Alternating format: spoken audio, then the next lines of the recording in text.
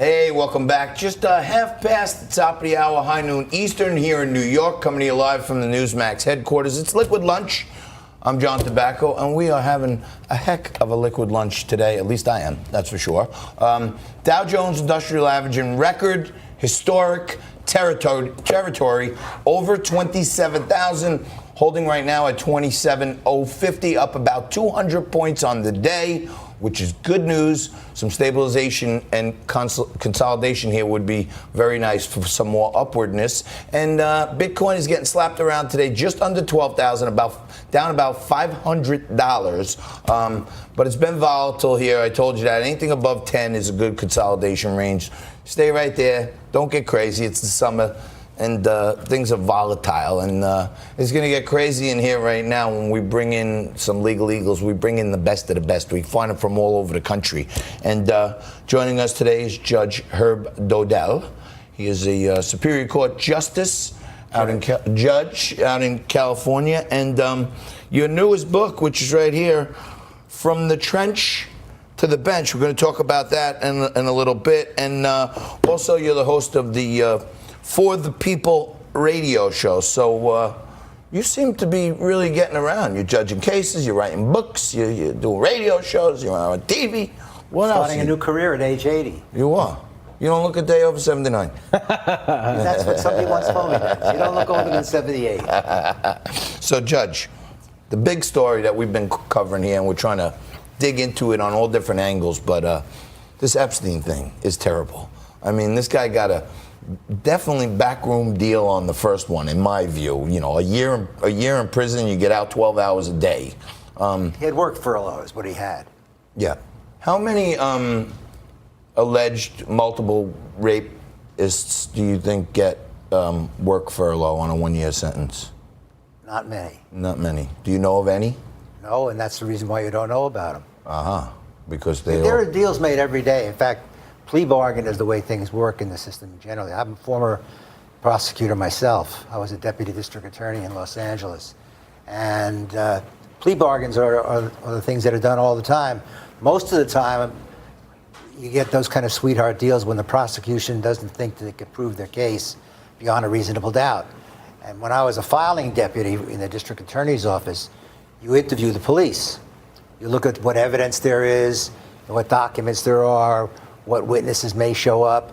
And if you say to yourself at the end of the review, you don't think you can prove it beyond a reasonable doubt, that's when you start talking to the defense lawyer about some kind of resolution.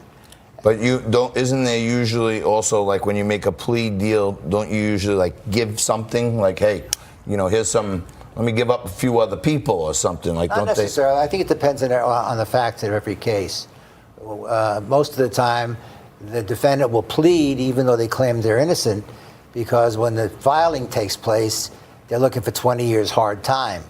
And they offer you a 6-month misdemeanor.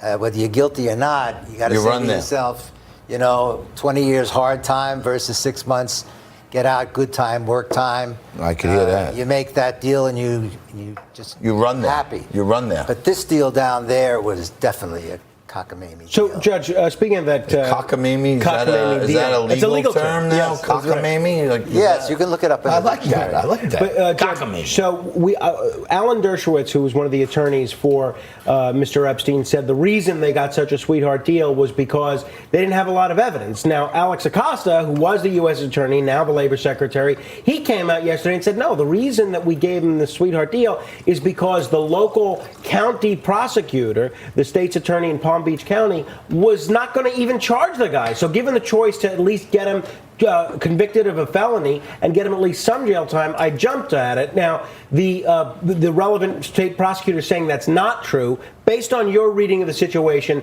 which of those versions of events do you think is most likely to be accurate?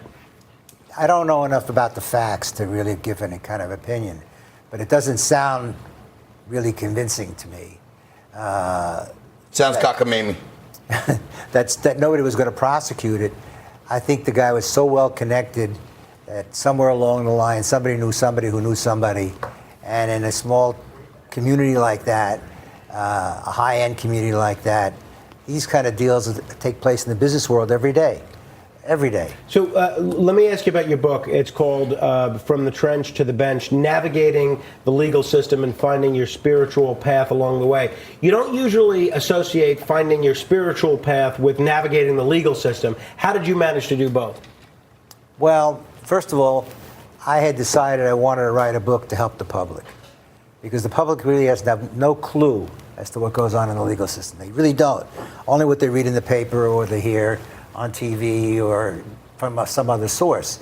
They really don't know. And I tell this story. I want to tell the story because it's an illustration.